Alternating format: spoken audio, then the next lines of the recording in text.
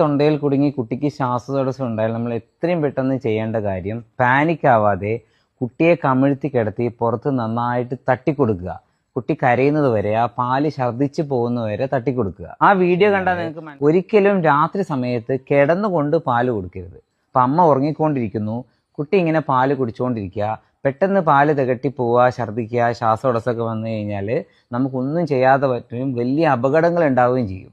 അതുപോലെ ഓരോ ഫീഡിന് ശേഷം കുട്ടിയെ നന്നായിട്ട് പുറത്ത് തട്ടിക്കൊടുത്ത് ഗ്യാസ് പോയതിന് ശേഷം മാത്രം കിടത്തുക. എവിടെയാണ് കിടത്തേണ്ടത്? ശരിക്കും എല്ലാ അമ്മമാർക്കും കൺഫ്യൂഷൻ ഉണ്ടാവും അല്ലേ ഇത് കേട്ട് കഴിഞ്ഞാൽ. ഒരിക്കലും അമ്മയുടെ കൂടെയല്ല കുട്ടി കിടക്കേണ്ടത്. ഇപ്പോൾ നമ്മൾ 99% ഈ കാണുന്ന ആൾക്കാരും കുഞ്ഞ് അമ്മയുടെ കൂടെ തന്നെയായിരിക്കും.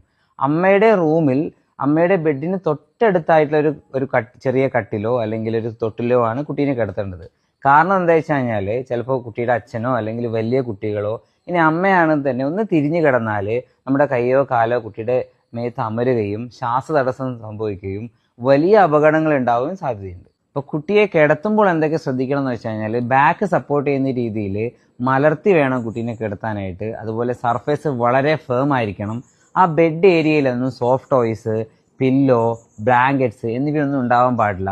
അതുപോലെ നമുക്ക് കുട്ടീനെ ഒരു പുതപ്പ് വെച്ച് പുതപ്പിക്കുന്നുണ്ടെങ്കിൽ കുട്ടിക്ക് മുഖത്തൊക്കെ അത് വീണ് ശ്വാസതടസ്സം ഉണ്ടാവാൻ സാധ്യതയുണ്ട്. കുട്ടികൾ റോംബർ പോലെയുള്ള ക്ലോത്തുകൾ, നന്നായിട്ട് സോക്സ് ഒക്കെ വെച്ച് കുട്ടിയെ കവർ ചെയ്യാം. അതുപോലെ അധികമായിട്ടുള്ള ചൂട്, അധികമായിട്ടുള്ള തണുപ്പൊക്കെ ഉണ്ടെങ്കിൽ അത് കുട്ടീനെ അപകടം ഉണ്ടാക്കും. ഇപ്പോൾ ഹേസിയൊക്കെ ഉണ്ടെങ്കിൽ ഒരു 26 ഡിഗ്രി മുതൽ 28 ഡിഗ്രി സെൽഷ്യസിൽ വരെ വെക്കുക.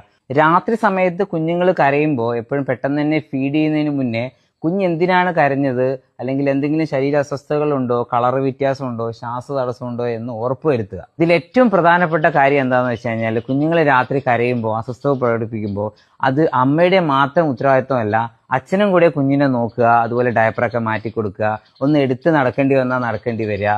അങ്ങനെ ചെയ്തു കഴിഞ്ഞാൽ അത് അമ്മയ്ക്ക് അതൊരു മെൻ്റൽ സപ്പോർട്ടായിരിക്കും. ഇത്തരം അപകടങ്ങൾ ഒഴിവാക്കാൻ വേണ്ടി അത് സഹായിക്കും.